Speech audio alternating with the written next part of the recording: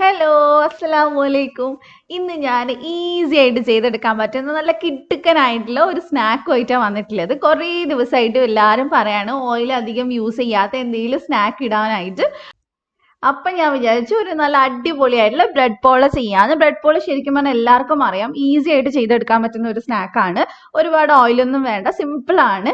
അപ്പൊ ഇത് ചിലപ്പോൾ നിങ്ങളൊക്കെ ട്രൈ ചെയ്തിട്ടുണ്ടാവും. ട്രൈ ചെയ്തിട്ടുണ്ടെങ്കിൽ എപ്പോഴും പറയുന്ന പോലെ കമന്റ് ബോക്സിൽ കമന്റ് ചെയ്യുക ടേസ്റ്റ് എങ്ങനെ ഉണ്ടെന്നുള്ളത്. അപ്പൊ അത് കാണുമ്പോൾ എല്ലാവർക്കും ഇൻട്രസ്റ്റ് ഉണ്ടാവും. അപ്പൊ ഇതെന്ന് പറഞ്ഞാൽ ഭയങ്കര ടേസ്റ്റിയാണ്, കാരണം ഇതിനകത്ത് കൂടുതലായിട്ട് മുട്ടയാണ് വരുന്നത്. നല്ല ഫില്ലിംഗ് ആണ്. നമുക്ക് ഓരോ കടിയിലും ആ മുട്ടയുടെ ടേസ്റ്റും അതേപോലെ നല്ല സ്പൈസി ആയിട്ടുള്ള മസാലയും ബ്രെഡിന്റെ ടേസ്റ്റും ഒക്കെ കൂടിയായിട്ട് ഒരു അടിപൊളി സ്നാക്ക് ആണ്. അപ്പൊ നമുക്ക് നോക്കാം ഇതെങ്ങനെ ഉണ്ടാക്കുന്നുള്ളത്.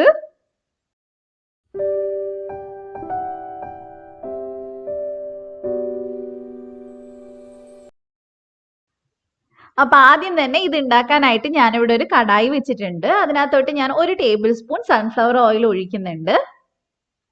അതൊന്ന് ചൂടാവുന്ന സമയത്ത് നമുക്ക് അതിനകത്തോട്ട് ഇഞ്ചിയും വെളുത്തുള്ളിയും ചതച്ചത് ചേർത്ത് കൊടുക്കാം. ഞാൻ ഏകദേശം 1 ടേബിൾ സ്പൂൺ അടുത്ത് ചേർത്തിട്ടുണ്ട്. പിന്നെ കുറച്ച് കറിവേപ്പില ചേർത്ത് കൊടുക്കാം.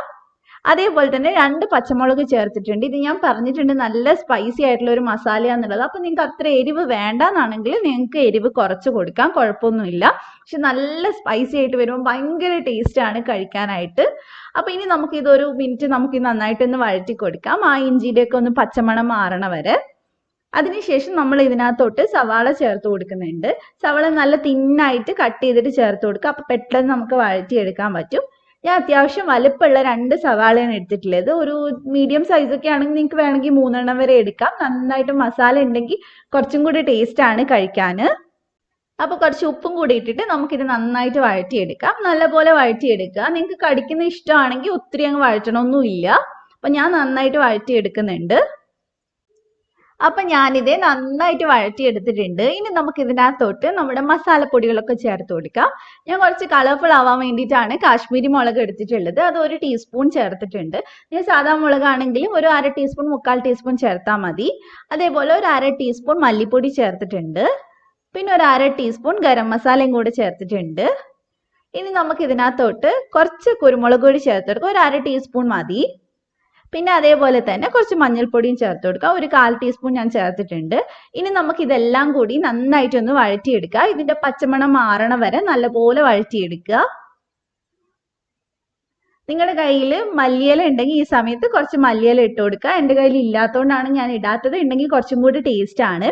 അപ്പൊ ഇത് നന്നായിട്ട് ഇതിന്റെ പച്ചമുളകൊക്കെ മാറണ വരെ വഴറ്റിയെടുത്താൽ മതി. ഇത്രയേ ഉള്ളൂ, സിമ്പിൾ ആയിട്ടുള്ള മസാലയാണ്. നമ്മുടെ മസാല ഇവിടെ റെഡി ആയിട്ടുണ്ട്.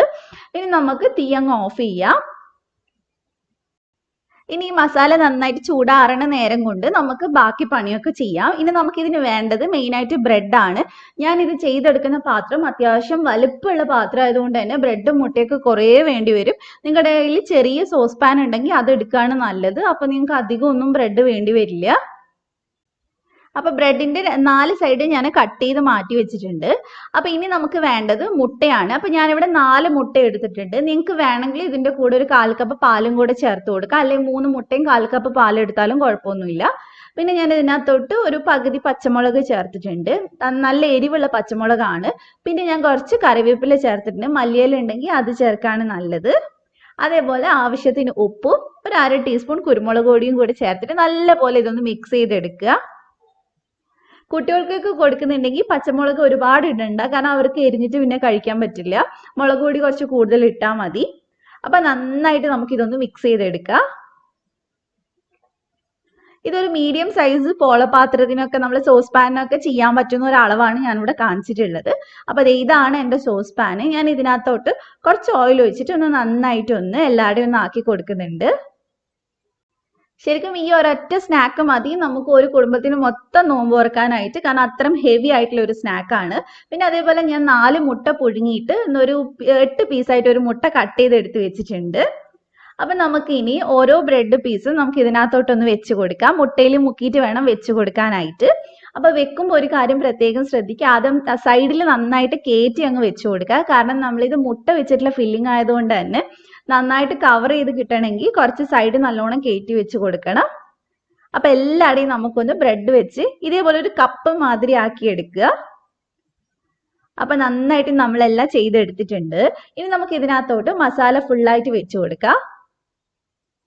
ഈ ബ്രെഡ് എന്ന് പറയുന്നത് കുറച്ച് മധുരമുള്ള ഒന്നായതുകൊണ്ട് നമ്മൾ നല്ലപോലെ മസാല ഇതുപോലെ വെച്ച് കൊടുക്കുമ്പോൾ നല്ല ടേസ്റ്റ് ആണ്. നമുക്ക് ഓരോ കടിക്ക് അടിക്കുമ്പോഴും നമുക്ക് ആ ഒരു ടേസ്റ്റ് നന്നായിട്ട് കിട്ടും. അപ്പൊ ഞാൻ മസാല നന്നായിട്ട് വെച്ചിട്ടുണ്ട്. ഇനി നമുക്ക് ഇതിനകത്തോട്ട് നമ്മൾ കട്ട് ചെയ്ത് വെച്ചിട്ടുള്ള മുട്ട ചേർത്ത് കൊടുക്കാം. മുട്ട നിങ്ങൾക്ക് വേണമെങ്കിൽ ഒരു മുട്ട 2 പീസായിട്ട് കട്ട് ചെയ്തിട്ട് വേണമെങ്കിലും വെച്ച് കൊടുക്കാം. അപ്പൊ അത് നിങ്ങളുടെ സൗകര്യത്തിനനുസരിച്ച് എങ്ങനെയാന്ന് വെച്ചാൽ വെച്ച് കൊടുത്താൽ മതി. ഫുള്ളായിട്ട് വെച്ച് കൊടുക്കുക. ഇത് ശരിക്കും പറഞ്ഞാൽ കുട്ടികൾക്കും അല്ലാത്തവർക്കൊക്കെ ഭയങ്കര ഇഷ്ടമാവും. ഇപ്പൊ എനിക്ക് മുട്ടയും ഉരുളക്കിഴങ്ങൊക്കെ ഭയങ്കര ഇഷ്ടമാണ്. അതുകൊണ്ട് തന്നെ എനിക്ക് ഭയങ്കര ഇഷ്ടമാണ് പേഴ്സണലി ഈ സ്നാക്ക്. അപ്പൊ നിങ്ങൾക്ക് മുട്ടയൊക്കെ ഇഷ്ടമാണെങ്കിൽ ഇത് എന്തായാലും ഇഷ്ടമാവും. അപ്പൊ ഞാൻ മുട്ട നന്നായിട്ട് വെച്ചിട്ടുണ്ട്. ഇനി നമുക്കിത് കവർ ചെയ്തെടുക്കാം. അപ്പൊ ഇതാണ് ഞാൻ പറഞ്ഞത്, മേലെ മുട്ട ആയതുകൊണ്ട് തന്നെ നമുക്ക് കവർ ചെയ്യാൻ ബുദ്ധിമുട്ടായിരിക്കും നന്നായി കയറ്റി വെച്ചിട്ടില്ലെങ്കിൽ. ഇപ്പൊ ഞാൻ സൈഡിലൊക്കെ കയറ്റി വെച്ചത് കൊണ്ട് തന്നെ ആ ബ്രെഡും ഈ ബ്രെഡും കൂടി ഒന്ന് ജോയിൻ ചെയ്ത് എടുത്താൽ മതി. സിമ്പിൾ ആണ് പരിപാടി. ഇതേപോലെ സൈഡ് ഒന്ന് എല്ലാ ബ്രെഡും അടിയിലത്തെ ബ്രെഡും ആയിട്ട് ഒന്ന് കണക്ട് ചെയ്ത് വെച്ചാൽ മതി. കാണുമ്പോൾ ഭയങ്കര ബുദ്ധിമുട്ടായിട്ട് തോന്നും, പക്ഷെ ഈസിയാണ്. നിങ്ങൾക്ക് ബ്രെഡ് പോള ചെയ്ത് പരിചയമുള്ളവർക്ക് അറിയുണ്ടാവും. സിമ്പിൾ ആയിട്ട് ചെയ്യാൻ പറ്റുന്ന ഒരു സ്നാക്കാണ്. അപ്പൊ മൊത്തം നമുക്കിതൊന്ന് കവർ ചെയ്തെടുക്കാം. ഒരു സൈഡ് പോലും ഗ്യാപ്പ് ഇല്ലാതെ കുഞ്ഞു കുഞ്ഞു പീസായിട്ട് എവിടെയെങ്കിലുമൊക്കെ ആയിട്ടൊന്ന് വെച്ച് നല്ലോണം ഒന്ന് കവർ ചെയ്താൽ മതി. അപ്പൊ ഫുള്ളായിട്ട് ഞാൻ കവർ ചെയ്തിട്ടുണ്ട്. ഇനി നമുക്കൊന്ന് ചെറുതായിട്ടൊന്ന് പ്രസ് ചെയ്ത് കൊടുക്കാം. എവിടെയെങ്കിലും വിട്ടു പോയിട്ടുണ്ടെങ്കിൽ അവിടെയൊക്കെ ഒന്ന് കറക്റ്റ് ആയിട്ട് വരാൻ വേണ്ടിയിട്ടാണ്. ഇനി ബാക്കിയുള്ള മുട്ടയും കൂടെ നമുക്ക് ഇതിന്റെ മേലെ ഒഴിച്ചു കൊടുക്കാം. ഒരുപാടൊന്നും ഇല്ല, കുറച്ചേ ഉള്ളൂ. അപ്പൊ ഉള്ളതുപോലെ ഒന്ന് സൈഡിലൊക്കെ ആക്കിയിട്ട് ഒന്ന് വെച്ച് കൊടുത്താൽ മതി. അപ്പൊ എന്തെങ്കിലും ഗ്യാപ്പ് ഉണ്ടെങ്കിൽ അതങ്ങ് ശരിയായിട്ട് കിട്ടിക്കോളും. ഇനി നമുക്കിത് റെഡിയാക്കി എടുക്കാം.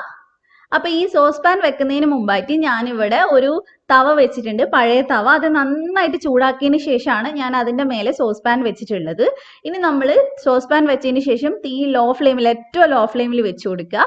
എന്നിട്ട് നന്നായിട്ട് അടച്ചു വെച്ച് ഏകദേശം ഒരു 30 മിനിറ്റ് ഒക്കെ എന്തായാലും വേണ്ടി വരും.